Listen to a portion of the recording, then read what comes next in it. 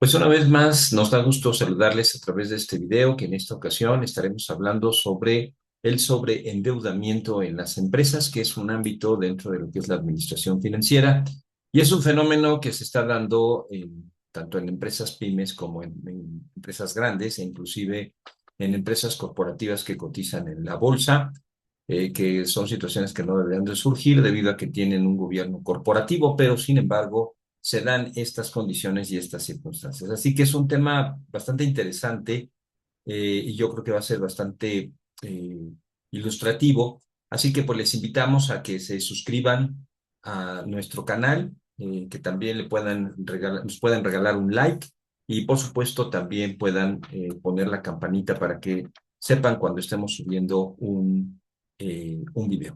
Así que vamos a estar hablando sobre este tema del sobreendeudamiento. Básicamente vamos a contestar la pregunta: ¿cómo identificar cuando una empresa está en camino al sobreendeudamiento? Y quizá aún más importante, la pregunta sería: ¿cómo hacerlo, pero de manera oportuna? Vamos a tratar de poder explicar cómo hacerlo, por supuesto, basándonos en los estados financieros de las empresas, lo que es la información financiera, a fin de que podamos detectar esta situación. Para ello, vamos a estar bosquejando nuestra plática del día de hoy a través de 6 puntos. El primero es que vamos a ver las condiciones de endeudamiento dentro de lo que es la empresa mexicana. Luego estaremos viendo un resumen de los resultados del segundo trimestre de 2024 de las empresas que cotizan en bolsa, y esto lo vamos a hacer a través de un estudio que realizan todos los trimestres el grupo financiero Monex, en donde ellos establecen su estimado de cómo van a estar saliendo los indicadores financieros en base a la situación financiera de la empresa y en base al estado de resultados, y luego hacen un comparativo de qué fue lo que realmente ocurrió en función del estimado que ellos tenían. Después de ello estaremos hablando sobre aquellos factores internos que determinan o pueden ayudarnos a determinar el nivel de endeudamiento, como dijimos, en base a los estados financieros. Y uno de estos factores tiene que ver con el capital contable. Por eso vamos a hacer un análisis del capital contable de dos casos, que son el de Liverpool y el Palacio de Hierro. Y luego veremos algunos simuladores que nos van a permitir entender con mayor claridad estos factores internos. Pero desde luego, no solamente es importante lo que está pasando por dentro de la empresa, revelado a través de los estados financieros, sino también los factores externos, es decir, el entorno económico que hay que considerar para que podamos determinar si una empresa va en camino al sobreendeudamiento y obviamente a problemas financieros. Ese es un punto que debemos pensar y destacar de forma importante. Así que vamos a iniciar y vamos a ver para el aspecto de la situación del endeudamiento en la empresa mexicana. Vamos a utilizar algunos informes que ha publicado el Banco de México con este propósito. El primer aspecto es que las empresas sí caen en dificultades para pagar sus deudas. Esta tabla nos ayuda a entender y comprender esto. ¿Cómo esto es así? Bueno, si se dan cuenta, se hace un comparativo de las empresas grandes con las empresas pymes. Se nos dice, por ejemplo, en cuanto al número de créditos, que el 43.4% es otorgado a empresas grandes y el 56.6% a empresas pymes. Esto nos daría una idea de que entonces se da más financiamiento a pymes que a empresas grandes.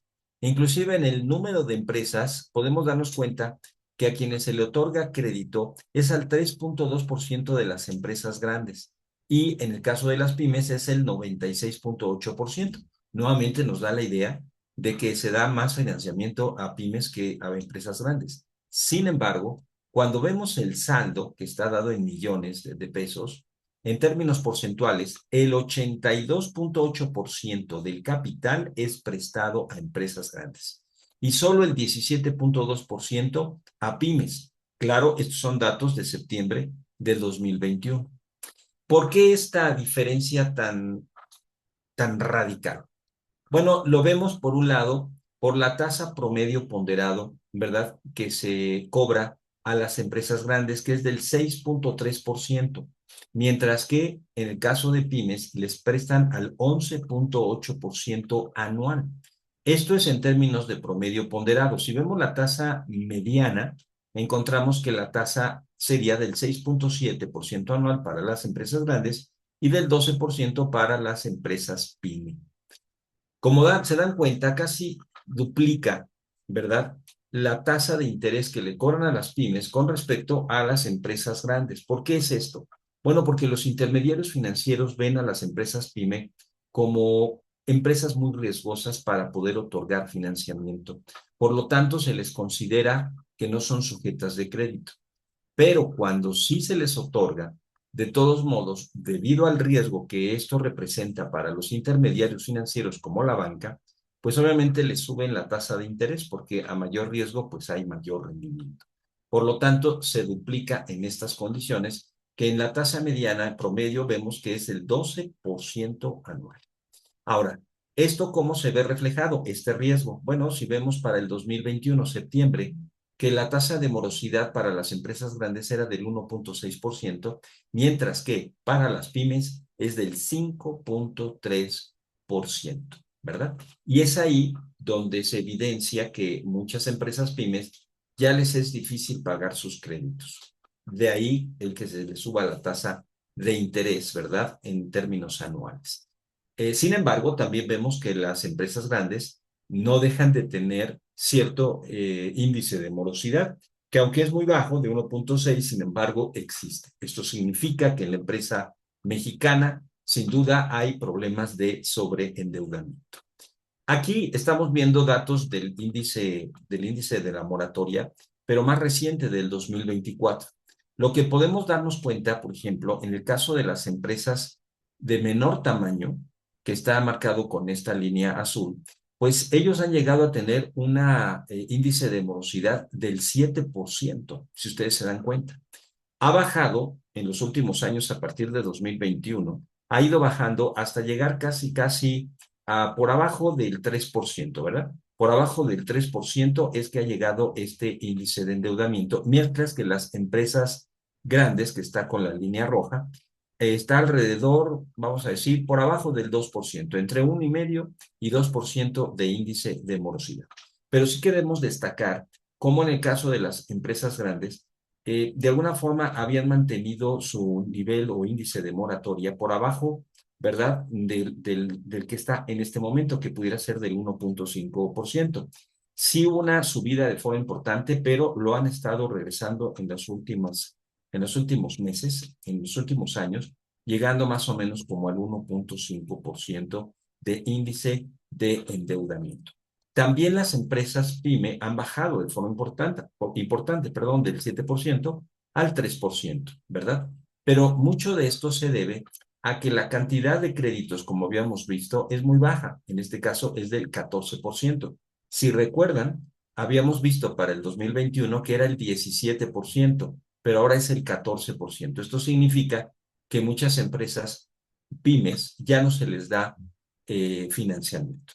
Esto muestra entonces por qué en un momento dado ha bajado el índice de morosidad, no tanto por mejorar su condición financiera, por lo tanto, su condición de pago de deuda, sino también porque ya no se les ha otorgado tantos créditos. Pero como sea, es evidente que la empresa mexicana sí llega a tener problemas de sobreendeudamiento, es decir, que ya no tienen capacidad de poder pagar deuda ni tampoco de solicitar más financiamiento. En esta gráfica, el Banco de México muestra el índice de vulnerabilidad de las empresas listadas en términos financieros y que tienen que ver con el endeudamiento. Aunque son empresas listadas, es decir, que están en la Bolsa Mexicana de Valores, obviamente también trabajan dentro de los tres sectores económicos, que también es el mismo sector, pero de empresas grandes y pymes. Y estas nos marcan como una muestra de lo que está ocurriendo. Sí podemos esperar que si las empresas que están listadas en la bolsa están teniendo problemas, pues con mayor razón empresas más pequeñas. Aquí lo que se evalúa es la capacidad del servicio de la deuda, es decir, la capacidad de poder pagar la deuda. También el apalancamiento, el refinanciamiento, la rentabilidad y la actividad, entre otro aspecto agregado, ¿verdad?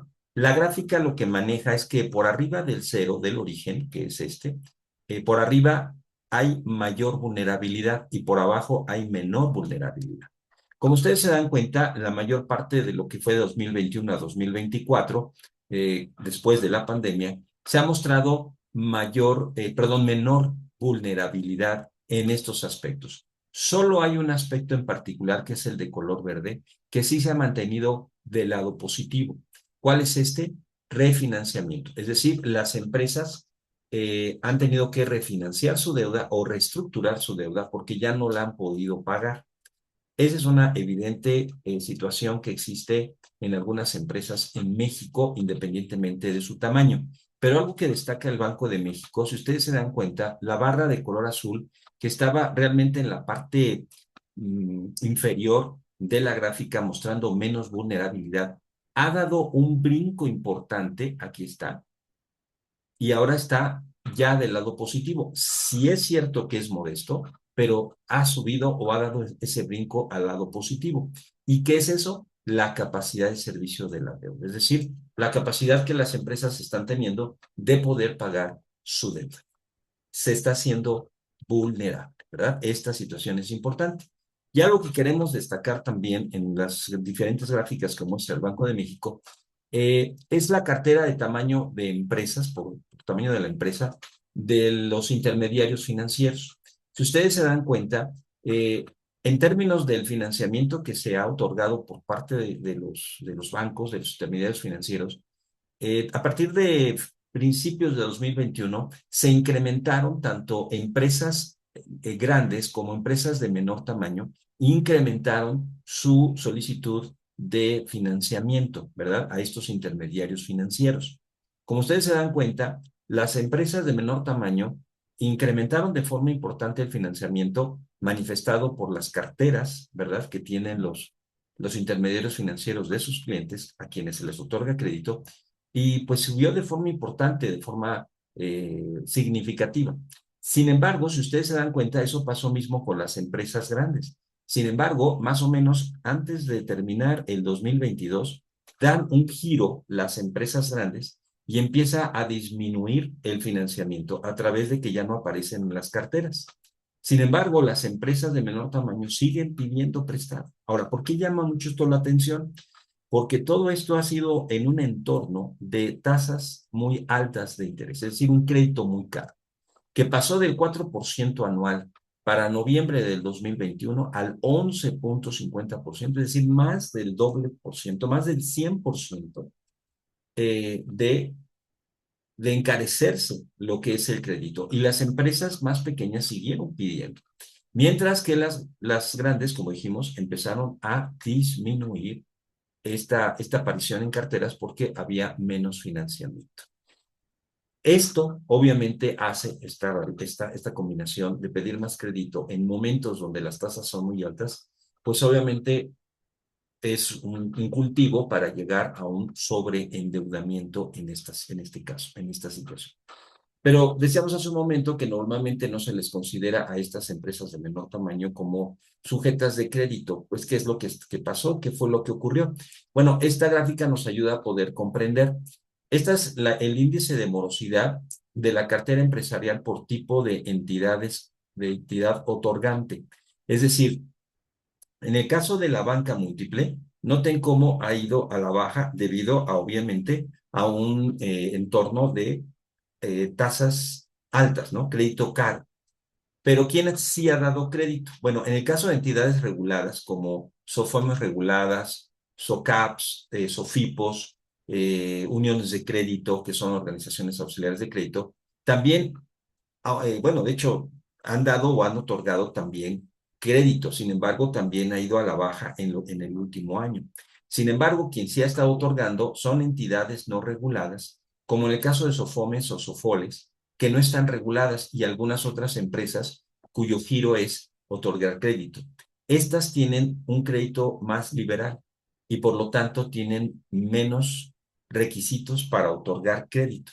Por lo tanto, las empresas han estado solicitando principalmente crédito a entidades no reguladas que por ese hecho, pues obviamente caen en una situación más riesgosa para ellos como instituciones financieras, como también para las empresas. ¿Por qué? Porque muchas veces cuando se les otorga un crédito, pues la realidad es que ese crédito podría ser el final de la empresa, porque nada más van a pagar el crédito y van a tener que liquidarla, porque no van a poder más. Por lo tanto, esa es la razón por la que se está cayendo en esta situación. Pero en general vemos que las empresas mexicanas, independiente del tamaño, principalmente las de menor tamaño, sí tienen problemas de sobreendeudamiento. Para ello, y para ver lo que está involucrado, vamos a ver un resumen de cómo reportaron las empresas que cotizan en la bolsa en el segundo trimestre del 2024, como dijimos, en base a un estudio que realiza el Grupo Financiero Mónica. Lo vamos a utilizar como base para poder analizar esto. Claro, ellos lo ven desde un punto de vista de la inversión bursátil, pero consideramos que puede ser interesante. ¿Qué es lo que podemos encontrar? Bueno, ellos hacen un comparativo, obviamente con lo que estimaban y con el resultado real que publicaron las empresas. Ellos consideran que bueno, de hecho, percibieron que el 22.80% de las empresas que analizaron salieron mejor de lo estimado. El 68.60%, casi 69%, salieron en línea con lo que se estimaba y el 8.60% peor de lo que estimaba el grupo financiero, es decir, en condiciones financieras peores de lo que estaban ellos esperando. Si lo comparamos este segundo trimestre con el primer trimestre, podemos encontrar que en el caso de las empresas que reportaron mejor del estimado, pues cayeron en 11.28%. Es decir, sí se bajó el rango de empresas que reportaron con mejores condiciones financieras. Cayeron 11.28. En el caso de las que reportaron en línea, se incrementaron al 26.33%.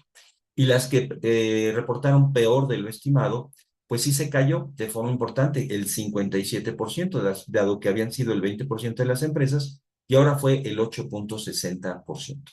De alguna manera, todo esto da una idea de que en el segundo trimestre no fue tan malo como posiblemente hubiéramos esperado, dado que de alguna manera la economía mexicana ha estado menguando, ¿verdad? Modestamente, pero sí ha ido decreciendo la economía en este sentido. Así que esto fue lo que ellos encontraron. Pues, ¿qué fue lo que sucedió? Bueno, haciendo un comparativo del segundo trimestre de 2024 con respecto al segundo trimestre del 2023, es decir, un año atrás, las ventas crecieron en un 6.60%, pero un poquito abajo de lo estimado en 0.20%. Por otro lado, la EBITDA, que es la utilidad operativa sin descontarle la depreciación y la amortización, se incrementó en 12.60%. Importante. De hecho, fue o estuvo por arriba en 2.40% de lo que esperaba el grupo financiero. Sin embargo, la utilidad neta sí cayó en 7.40%. Inclusive cayó 1% por abajo de lo estimado. Por lo tanto, en términos de ventas se crecieron más en EBITDA, pero en utilidad neta fue negativo. Esto con respecto a empresas que cotizan dentro del índice de precios y cotizaciones, y lo que se utiliza aquí es el promedio. Sin embargo, el mismo grupo financiero pone 45 empresas, pero saca la mediana. La mediana tiene la facultad de eliminar los picos y valles muy profundos y dan una idea un poquito más real de lo que está ocurriendo al quitar estas puntas y estos valles. ¿Qué encontramos respecto a la misma información de estas 45 empresas en términos de mediana? Bueno, que las ventas crecieron 5.80%, o sea, un poco más abajo. La EBITDA creció 7.90%, más abajo del promedio del índice de precios y cotizaciones, pero sí, la utilidad neta reportó un aumento del 15.20%. En el caso de las ventas, estuvo apenas 0.10 por abajo del estimado, la EBITDA estuvo apenas 0.30 arriba del estimado y 15.20 si estuvo 3.90 de lo que se había estimado. Por lo tanto, de alguna forma se ve que sí se incrementó en ventas, se mejoró en términos de EBITDA y también se mejoró en términos de utilidad neta. ¿Por qué esto es importante y por qué lo sacamos? Bueno, porque de alguna manera esto da la posibilidad de tener mayor probabilidad de pagar la deuda que se tiene, ¿verdad? En ese sentido, y vemos que la condición para el segundo trimestre, como dijimos, no fue tan mala, fue hasta cierto grado positivo.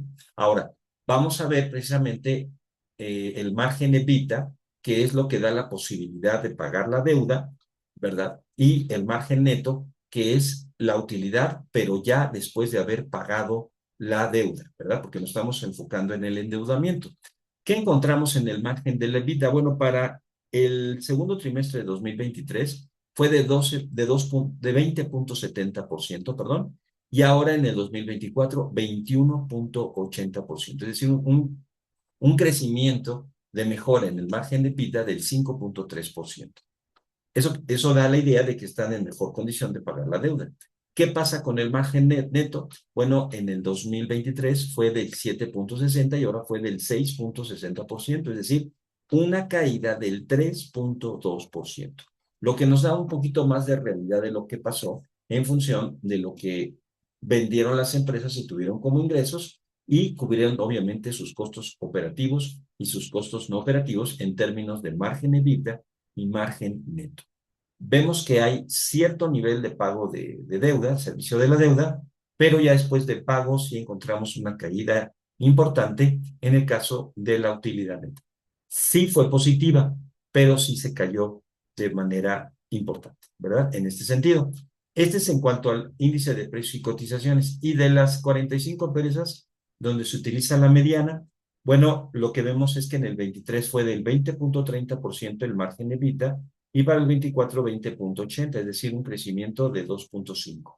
Y el margen neto fue de 8,20 y quedó en 8,20, lo cual no hubo modificación. Esto, de alguna manera, nos habla más la mediana de un aspecto un poquito más real, apegado a lo que está ocurriendo en la mayor parte de las empresas.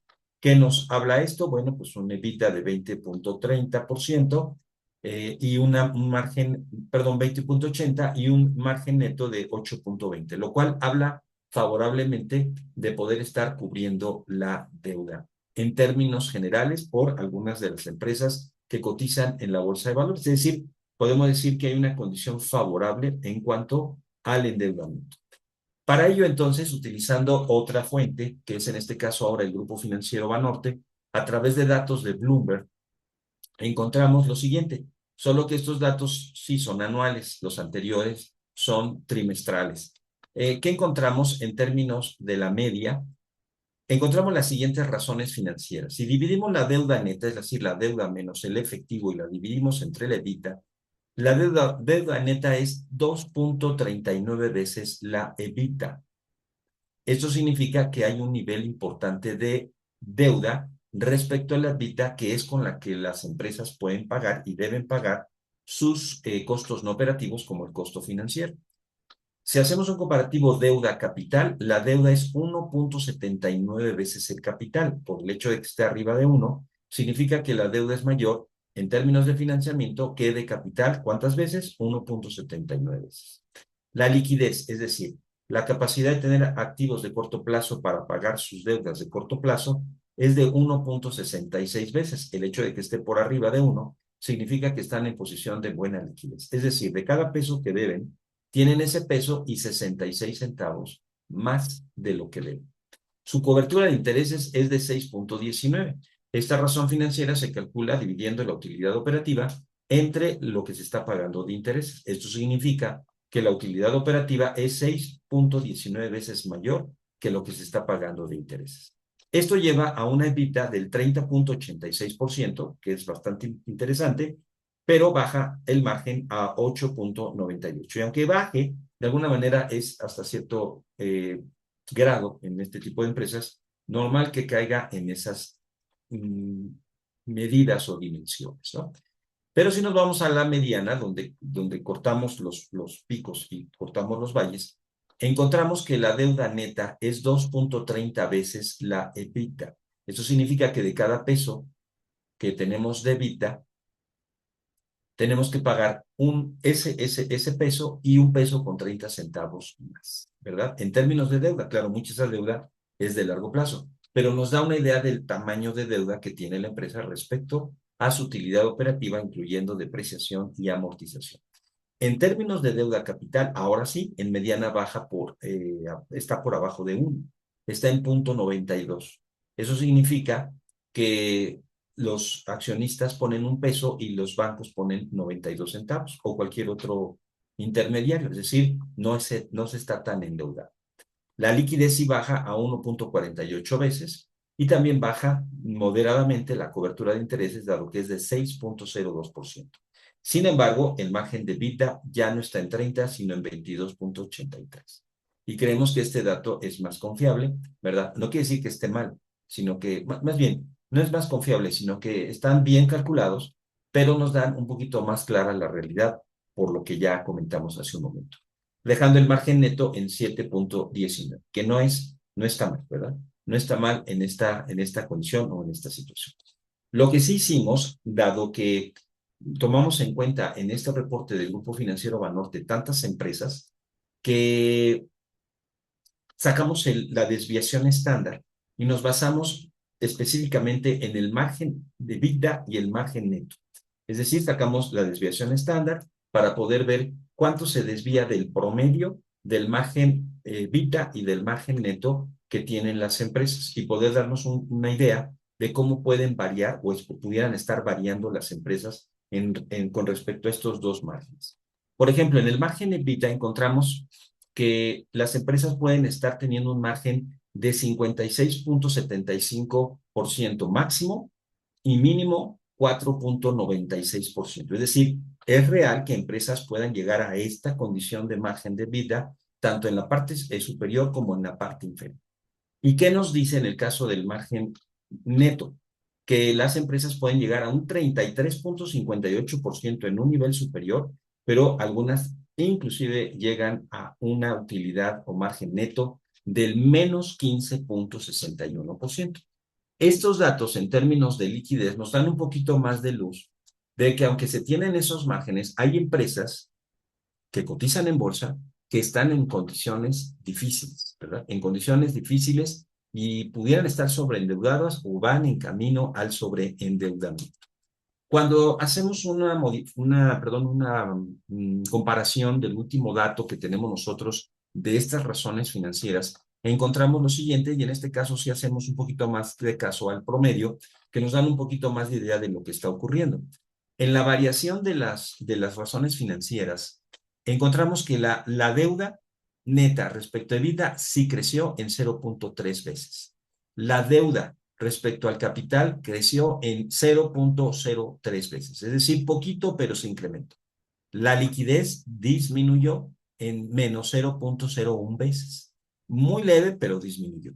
Y cobertura de intereses menos 0,12 veces. Es decir, también muy leve, pero sin embargo, disminuyó.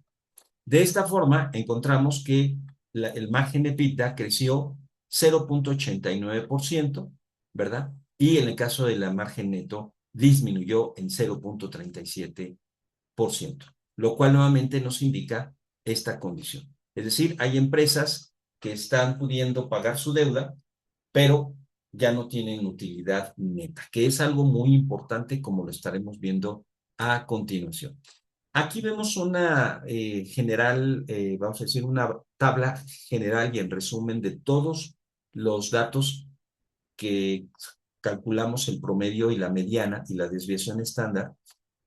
Nos damos cuenta de que en base a las razones financieras que aquí estamos estableciendo, por ejemplo, en el caso del margen EBITDA, en el caso de la cobertura de intereses, deuda capital y deuda neta entre la EBITDA, pues encontramos, por ejemplo, que en el margen EBITDA, ya no hablamos del margen neto porque el margen EBITDA es lo que da la posibilidad a la empresa a pagar su deuda, pues va desde 66,50, como habíamos visto, ¿verdad?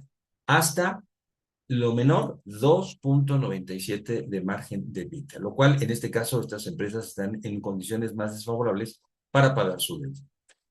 Sacamos tres sectores, vamos a decir, como ejemplo, ¿no? Por ejemplo, en el caso de los aeropuertos, ¿no? Las empresas aeroportuarias, encontramos que tienen 0,70 deuda neta respecto a EBITDA en veces, ¿verdad? Quiere decir que no están no tienen tanta deuda comparándola con su EBITDA.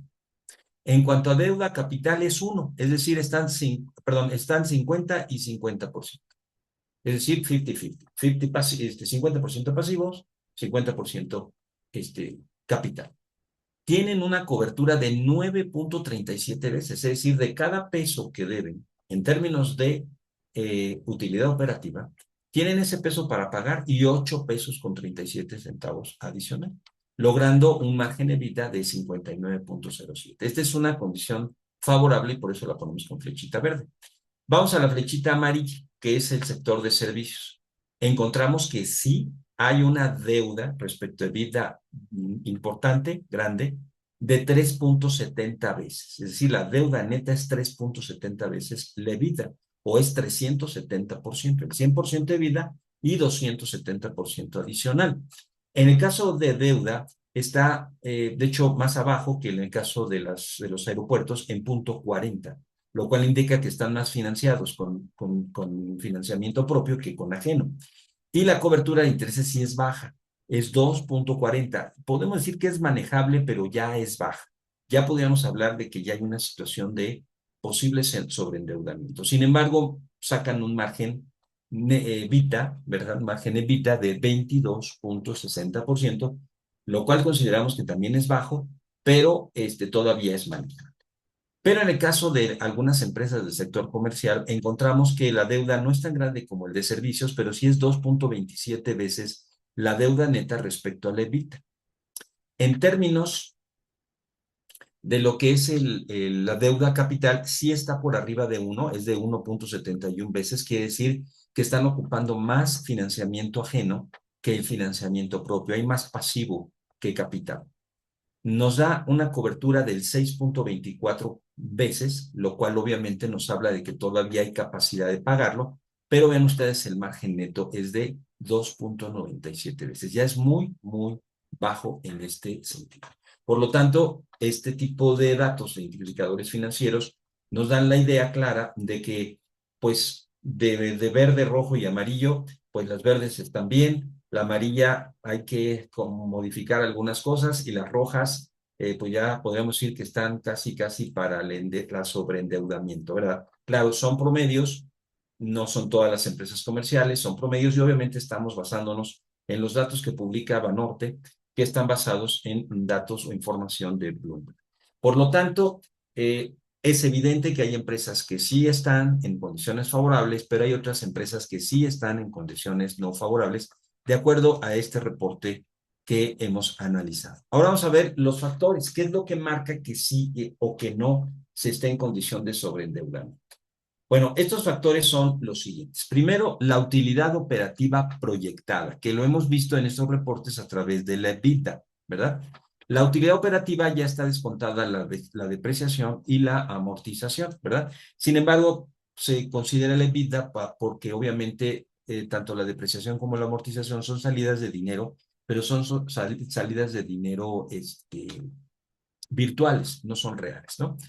Por otro lado, este punto de la utilidad operativa proyectada es lo que nos permite hacia futuro ver si la empresa estará o no en condiciones favorables o no sobre la deuda contratada y nos dirá si hay posibilidad de contratar deuda. Estamos proyectando la utilidad operativa.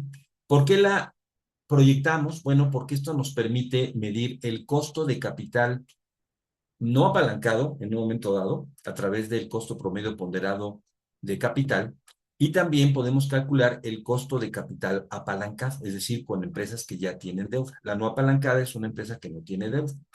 Claro, en empresas que ya tienen contratación de deuda, pues no se puede calcular el costo de capital no apalancado. Sin embargo, el ejercicio que vamos a hacer, vamos a simular como que estas empresas no tienen deuda, todo es capital, y otra donde son sus condiciones normales de deuda, de pasivo y capital, ¿verdad? Bajo esa condición. Este dato de costo de capital nos va a permitir a nosotros saber si la empresa está en condiciones de generar valor y por lo tanto está en condiciones de pagar su deuda, o de estar destruyendo valor y por lo tanto yendo hacia un nivel de sobreendeudamiento. Aunque es un costo de capital, para los accionistas, o sí, para los accionistas es un rendimiento. pero el que genera el flujo de efectivo es la empresa y se la tiene que dar a los accionistas, ¿verdad? Ya sea por dividendos o abonado al capital contable, incrementando el valor del capital contable y así incrementando el valor de las acciones. Por lo tanto, estos dos datos, sobre todo el costo de capital apalancado, es sumamente importante. Y por supuesto, otro factor que hay que tomar en cuenta es el costo de la deuda. Por lo tanto, las empresas tienen que, o tienen dos costos y tienen que pagar el costo de la deuda, sí, pero también el costo de capital, no solamente de la deuda. Y la comparación del costo de capital apalancado con el costo de la deuda nos permite determinar si la empresa está bien contratado la deuda que hasta ese momento tiene, ¿verdad? O no. Y si la empresa pudiera o debería pedir más deuda, ¿verdad? Para poder seguir operando. Esos son los dos aspectos que hay que tomar en cuenta. Y la última, precisamente lo que decíamos, la proporción deuda-capital. Como vimos, hay algunas empresas que están más endeudadas con capital, o bueno, financiadas con capital que con deuda, y viceversa también lo hay. ¿Qué nos permite esta proporción de deuda capital que le llamamos estructura de capital?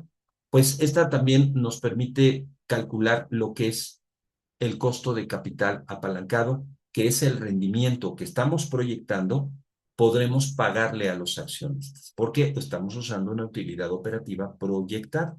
Así que podemos calcular cuánto es, por lo menos lo que presumimos en base a los datos de los estados financieros y la utilidad proyectada, podemos presumir o adelantar de que ese es el rendimiento que le vamos a pagar a los accionistas.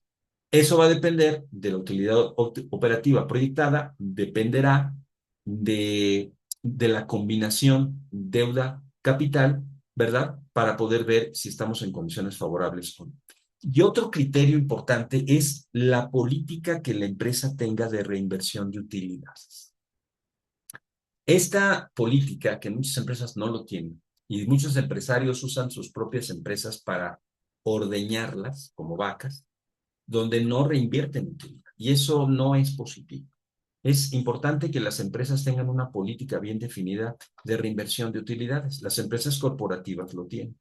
Por lo tanto, es un hecho que parte de la utilidad neta la reinvierte, lo cual lo hace autosuficientes, lo cual les hace menos vulnerables, o no vulnerables, sino más bien menos necesario la solicitud de deuda.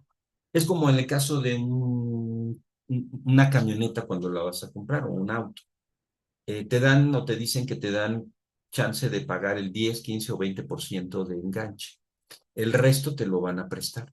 Bueno, todos entendemos que si podemos pagar un enganche mayor, quizá del 50%, pues obviamente esa deuda va a ser menos onerosa. ¿Por qué? Porque tú tienes la capacidad con tu dinero de pagar el 50% del coche y ya la deuda no es completa, solamente el 50%. Pero a medida que pagues menos de enganche, obviamente la deuda va a ser mayor, se te va a aplicar la tasa de interés que te lo van a aplicar a interés compuesto y obviamente eso encarece de forma importante al final del crédito el valor del coche. Bueno, de lo que te costó a ti, no del valor del coche, porque el coche de valor va a ir bajando, pero tú vas a ir incrementando el costo de ello, ¿no? Lo cual obviamente representa en términos de que el dinero cambia su valor, pues estás perdiendo valor, no estás ganando valor respecto a tu patrimonio. Bueno, eso es lo que pasa cuando no hay una reinversión de utilidades. Y por eso es importante que lo consideremos. Para ello, entonces vamos a ver primero un análisis del capital contable para que podamos meditar un poquito. Estas dos empresas sí tienen esas políticas, en el caso de Liverpool y en el caso de Palacio de Hierro, que lo tenemos aquí como el nombre corto que aparece en pizarra de la cotización en la Bolsa Mexicana de Valores, ¿verdad? Vamos a ver ese análisis. Miren, por ejemplo, de acuerdo a los estados financieros, el capital social de Liverpool es de 3.374.000 pesos. Sin embargo, el total de capital contable es de 147,5 millones de pesos. Claro, aquí faltan tres ceros, pero estamos manejándolo de acuerdo a cómo están en los estados financieros. Así que si tomamos en cuenta este dato, el capital social en función del capital contable se ha incrementado en 4.262,78%, lo cual es bastante. pero podemos pensar y meditar, bueno, ¿y qué hay con respecto a lo que es la reinversión de utilidades? Bueno, de acuerdo a la misma información de Liverpool, las utilidades acumuladas están por un monto de 134,5 millones de pesos, teniendo un capital contable de 147,5 millones. Estamos hablando de que han reinvertido utilidades en un 91,39% del valor del capital contable. Es decir, sí hay una reinversión de utilidades. ¿Qué hay con respecto a Palacio Hierro? Bueno, en el caso de Palacio Hierro, tiene una capital social de 1,965,000 pesos y un capital contable de 25,473,000 pesos. Es decir, es un incremento en términos de capital de 1,168,56%.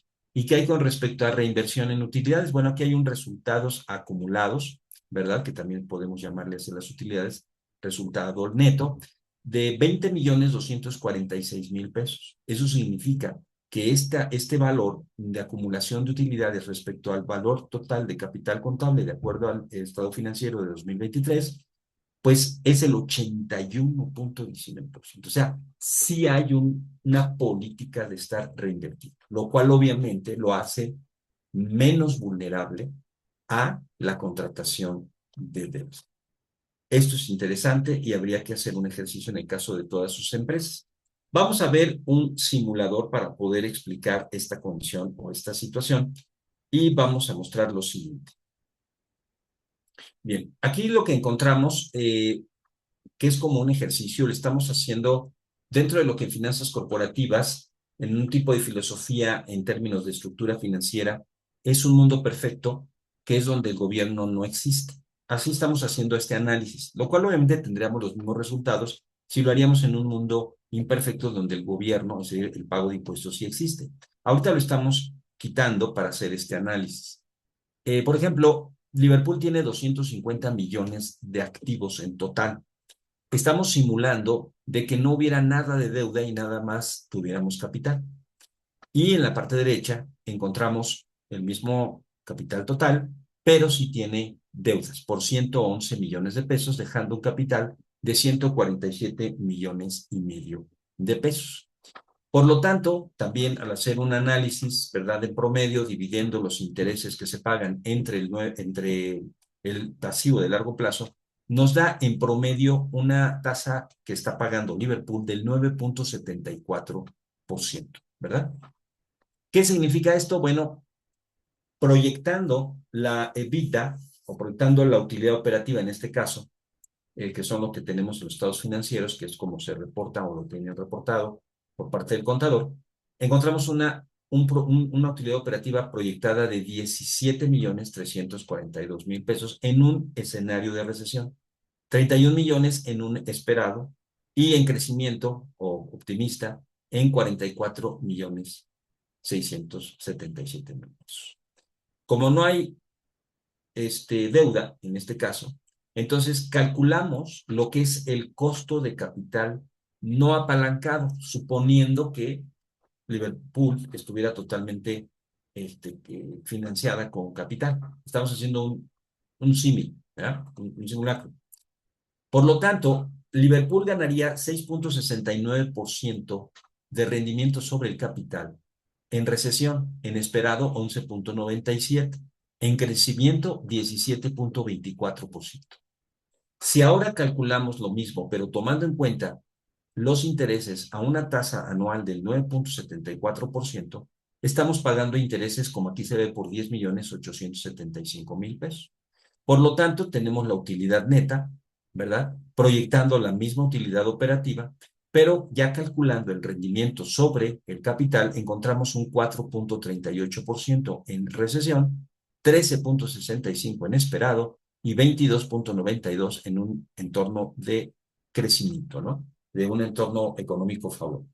Si se dan cuenta, solo en recesión estamos por abajo en rendimiento que respecto a no tener apalancamiento. Es decir, en este caso conviene no apalancarse si estas fueran las utilidades operativas proyectadas con una estructura financiera como la que tiene, comparada con un símil de que no tuviera deuda. Por lo tanto, no le convendría a Liverpool bajo estas condiciones, pero se preferiría tener no deuda a tener deuda. Pero a partir del esperado ya tenemos un 11,97 contra 13,65, un 17,24 contra un 22,92%. Aquí sí conviene apalancarnos, porque tenemos mayor rendimiento sobre el capital por usar deuda y 22,92% por usar deuda contra un 17,24%. En este caso, obviamente las condiciones en términos de la razón de liquidación o cobertura de intereses, que es una razón financiera que estuvimos analizando, pues va de 1,6 en recesión, 2,9 en esperado y 4,1 en crecimiento, lo cual habla de la mejor condición. La gráfica, eso es lo que nos muestra. En las abscisas tenemos la utilidad operativa y en las ordenadas tenemos la utilidad por acción, lo que nos permite poder realizar esta gráfica. Aquí tenemos la utilidad por acción, el earning per share, también aquí en el caso de apalancada, lo cual nos da una línea roja que es la apalancada y una línea verde que es la no apalancada. Cuando la línea verde está sobre la roja, indica que no conviene apalancarse. Cuando la roja está por encima de la verde, nos indica que sí conviene el apalancamiento. Así que si la empresa tuviera una utilidad más o menos, podríamos decir, no sé, entre 17,300,000 y 31 millones de pesos, más o menos la mitad, sí convendría, siempre y cuando genere esa utilidad y siempre y cuando con esa estructura y siempre y cuando la tasa de interés sea la que es. Nos indica entonces esa condición. Si comparamos a Palacio de Hierro, ¿qué encontramos? Pues también encontramos lo mismo, ¿no? En un escenario recesivo, el rendimiento sobre el capital es menor al que si no estuviera apalancado. Pero a partir del esperado, ya es mayor conviene tener apalancamiento que no tenerlo, porque el rendimiento es mayor para los accionistas, es decir, el costo de capital es del 12,88%, el apalancado, ¿verdad? Y el no apalancado de 10,51%. Y en el escenario de crecimiento, pues es 15,30% en el caso de no apalancarse, costo de capital no apalancado, y el costo del capital apalancado, 23,18%. Por lo tanto, esto mismo, como lo vimos en Liverpool, marca más o menos la misma situación, si ustedes se dan cuenta. También, obviamente, tienen que generar esta utilidad operativa para poder decir que nos conviene apalancarnos que no apalancarnos. Pero si pasamos o bajamos de esa utilidad que estamos generando, entonces ya no nos conviene apalancarnos y mejor sin deuda. Claro, hay empresas que ya están endeudadas. Lo único que indicaría sería, no te conviene pedir más deuda bajo ciertas condiciones. Eso es lo que el administrador financiero tiene que analizar, ¿verdad? En este caso, o bajo esta condición. Ahora vamos a hacer brevemente este ejercicio rápidamente. ¿Qué pasa? Vamos a ver la gráfica y nos vamos a definir. ¿Qué pasa si en este caso Liverpool estuviera proyectando por X, Y, Z razón menos utilidad? Vamos a bajarlo al 12 millones de pesos. Automáticamente se va a cambiar todo porque es un simulador, ¿no? ¿Qué nos marca? Bueno, nos marca que la tasa o el rendimiento sobre el capital o el costo de capital no apalancado es mayor que si utilizas deuda, entonces no te conviene deuda. Sin deuda, 9,90, con deuda, 10,3. Sí conviene, pero poquito, ¿no? 15,18, no deuda, 19,29, sí deuda. Aquí sí vemos mayor capacidad de deuda, ¿verdad? Lo cual obviamente nos indica, la gráfica, ¿verdad? Que debido a que se está proyectando menos utilidad operativa, pues ya existen más condiciones para no pedir deuda o no endeudarse más. ¿Por qué? Porque estoy generando menos. De ahí la importancia, ¿verdad? De lo que estábamos diciendo, de lo importante que son las ventas, el crecimiento de tus ventas, pero también tu crecimiento de utilidad operativa, que es la que te da la posibilidad de pagar, ¿no? Y al mismo tiempo, también estamos hablando de condiciones, vamos a decir, de la posibilidad de que en un momento determinado te quede mayor utilidad neta, ¿no? O sea, que eso es lo que estaríamos, en este caso, considerando y evaluando, ¿no? Para este sentido. Bien, considerando esta condición, ahora vamos a evaluar lo siguiente. Vamos a pensar en lo siguiente. Vamos a regresar nuevamente la utilidad a como estaba, ¿no? Que es proyectada, que por cierto, no dijimos, lo hicimos a través de un modelo de proyección, pero utilizando variables financieras, por lo tanto lo estamos usando como modelo de proyección financiera. Y estamos usando la media móvil exponencial simple, ¿no? Que marca de alguna manera una condición no lineal, pero tampoco no estacional bajo esta cuestión. Entonces, en este sentido, estamos proyectándola, es decir, no la estamos calculando, como se dice coloquialmente, a ojo de buen cubero, no, no lo estamos haciendo así. Usamos los datos históricos para proyectarla, ¿verdad? En este caso, vamos a dejarlo de esta forma. Pero, ¿qué pasaría si se incrementara la tasa de interés en 13% anual?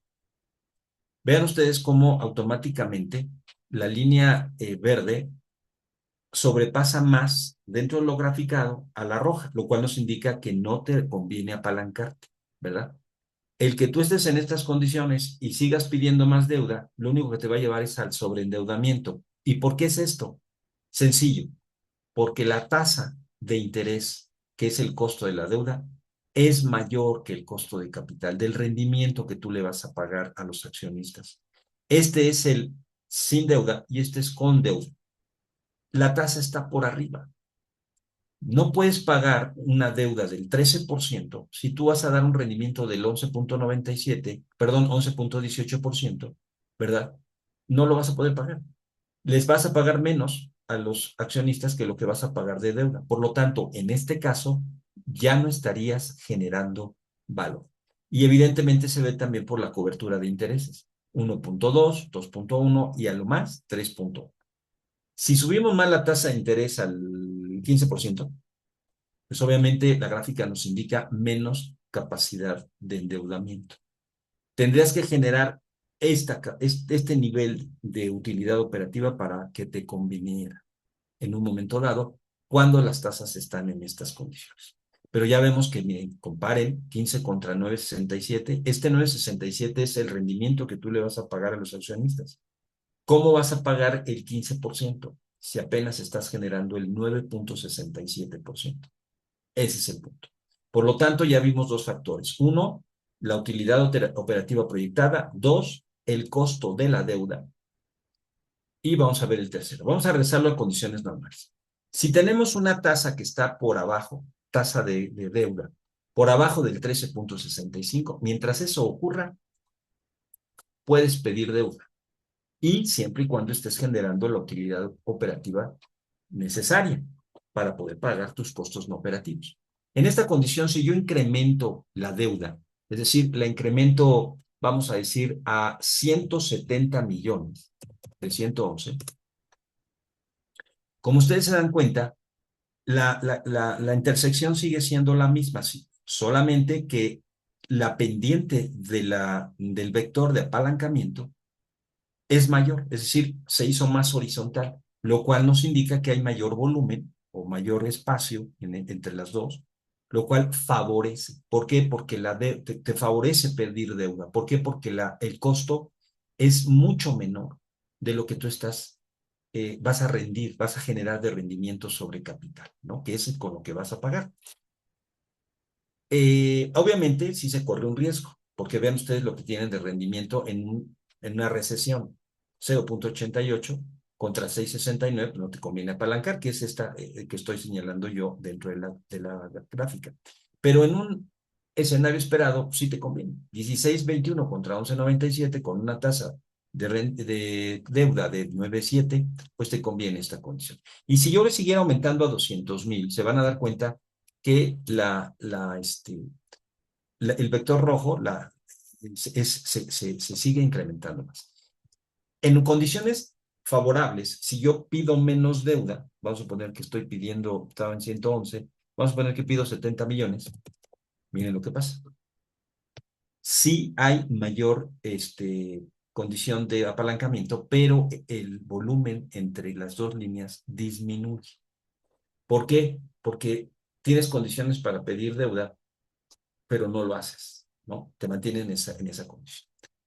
Ahora, vamos a ver ya un escenario de sobreendeudamiento. Ya pusimos cómo están los estados financieros y qué podemos concluir y qué podemos decir al respecto. Miren, fíjense en este punto.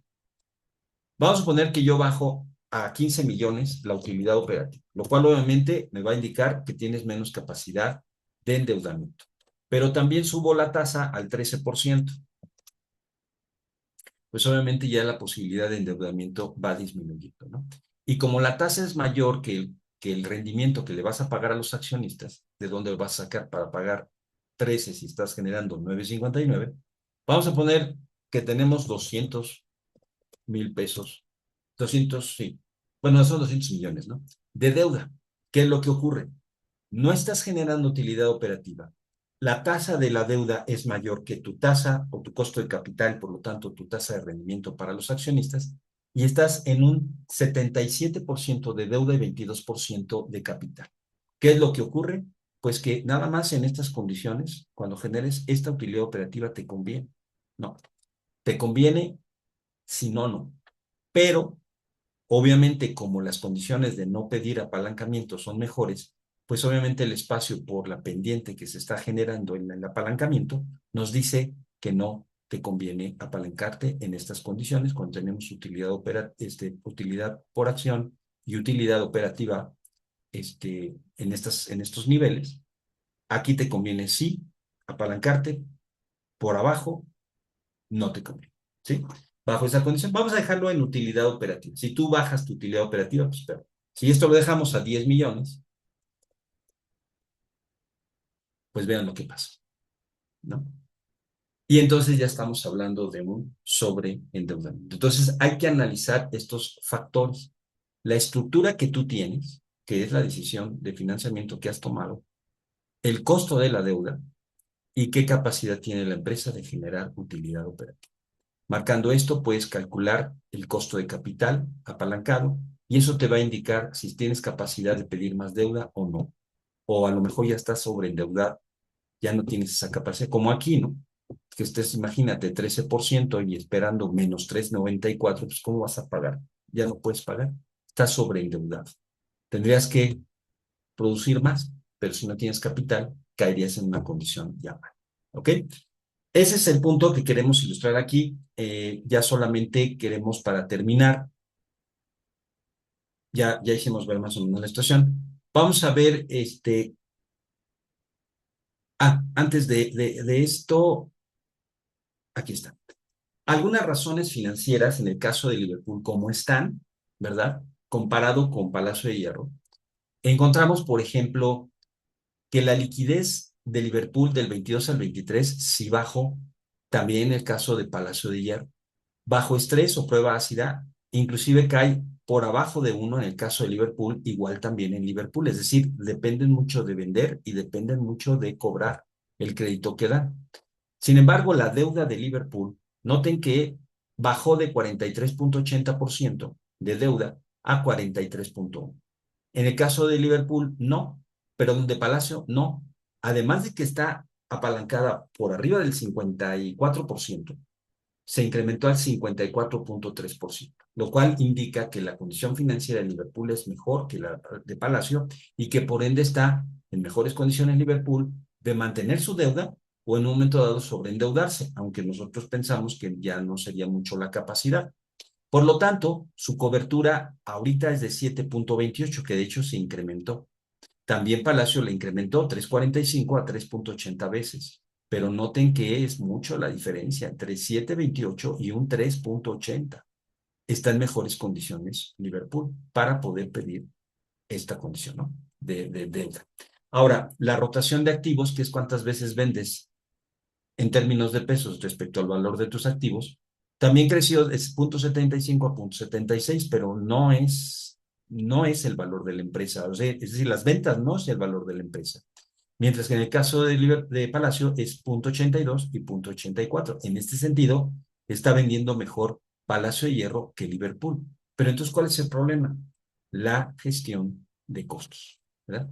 la gestión de costos. ¿Por qué? Porque a fin de cuentas el margen neto de Liverpool es de 15.1 y el de Palacio es de 8.5. Pero si está vendiendo mejor, 0.84 es mejor que 0.76 en términos de venta. Sí, pero el manejo o gestión de costos es mejor de Liverpool porque tiene un 15.11 contra 8.5. Hay un indicador de estabilidad que dice o nos marca cuando todavía está en condiciones favorables de seguir pidiendo deuda, que en este caso de Liverpool es de 15.6%, un nivel apropiado.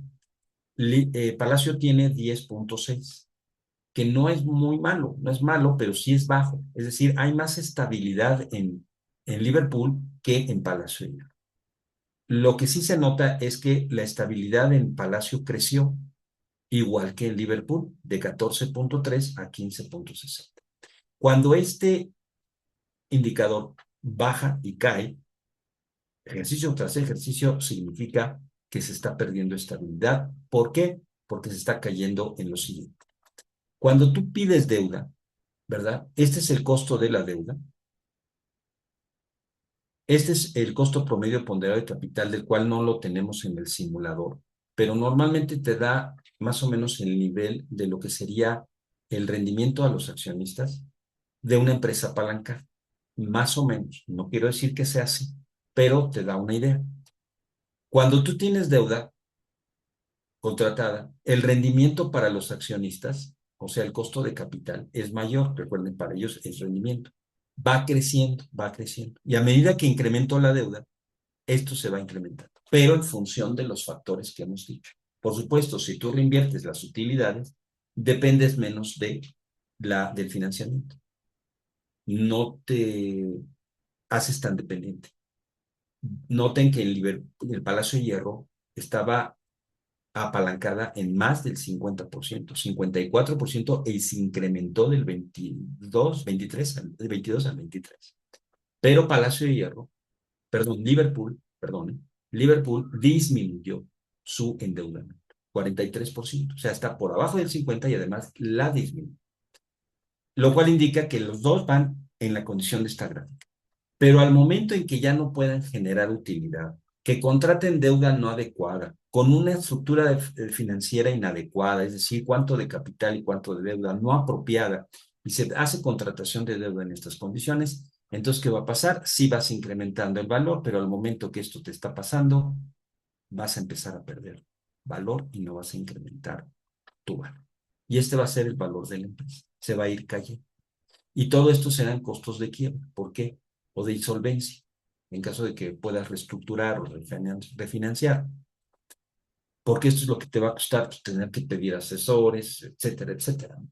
Que es ese costo. Así que el valor presente, en este caso, disminuye de forma notable. Y una ventaja de pedir deuda también, además de lo que hemos visto, aunque no lo vimos en el simulador, pues es el beneficio fiscal, ¿no? Pides deuda, ese costo lo puedes deducir.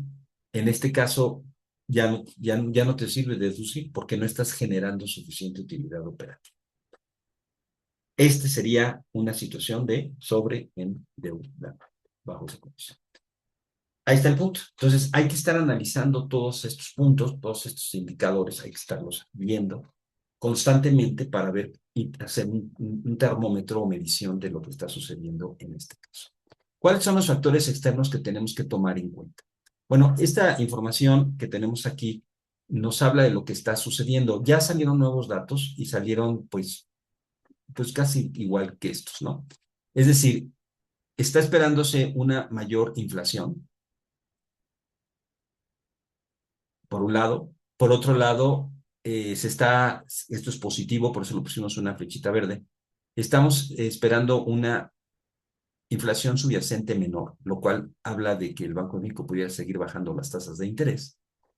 El crecimiento del PIB para el 2004 bajó del 1.8 a 1.57. Les adelanto que el nuevo encuesta marca en 1.3, es decir, va a haber menos ventas, va a afectar las ventas, las ventas van a caer y por lo tanto tu utilidad operativa antes de intereses e impuestos también se va a ver afectada, siempre y cuando cómo gestiones tus costos, pero vamos a crecer menos, ¿ok?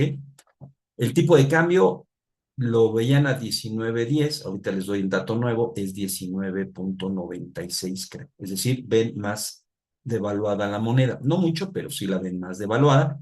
Y la expectativa para el 24 de las tasas está en 10.20.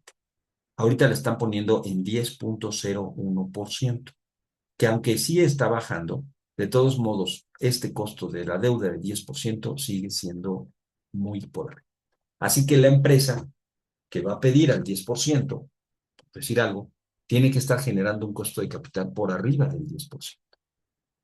Una perspectiva de rendimiento sobre el capital por arriba del 10%. Así que una empresa que no está generando eso a niveles de estas tasas, pues no puede pedir. Y el banco seguramente no se lo va a otorgar porque el banco lo que mide es esto. ¿Qué es la realidad? Bueno, desde el primer trimestre del 2023 hemos ido bajando en términos de crecimiento, por eso se ha ido ajustando a la baja, pero también pues depende de cada actividad, ¿verdad? La primaria, ustedes pueden darse cuenta, la mayor parte de las flechitas rojas marcan que el periodo anterior fue mayor que el nuevo, ¿no? El último dato en el segundo trimestre, las primarias cayeron 2.5, en el caso de las secundarias apenas crecieron 0.4 y las terciarias sí crecieron en 1.5, dando un crecimiento, ¿verdad?, del 1% para el segundo trimestre de 2024. El crecimiento va para abajo, es decir, va a haber menor demanda, menor oferta, menor crecimiento. Por lo tanto, las ventas tenderán a disminuir. Hay que ver entonces cuál es la condición de liquidez y solvencia de cada una de las empresas, ¿verdad? Obviamente aquí esto solamente lo muestro para darnos una idea de cómo pues la situación es diferente en los sectores, ¿no? Es más favorable construcción que el aspecto de electricidad. La manufactura también es más o menos favorable, pero no tanto como la construcción. O aquí, ¿no? En el caso del comercio por mayor y el por menor, va creciendo, alojamiento va disminuyendo, las educativas van levemente creciendo y otras resto ha ido cayendo y están como queriendo reponerse, ¿no? Pero los marcamos para que se den cuenta que también depende del sector en donde ustedes estén desarrollándose como empresa, también va a depender mucho de esta situación, ¿verdad? Pues esos son algunos comentarios que quisimos hacer dentro de lo que, pues estudia lo que son las finanzas corporativas. Lo que es básicamente lo vimos a través de la estructura de capital, ¿no?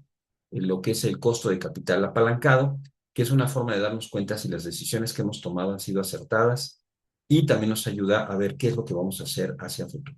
Es una forma de análisis que se tiene que realizar. Por eso es importante tener un área financiera dentro de la empresa y por eso también es importante que si no tenemos esa área, pues hay que formarla.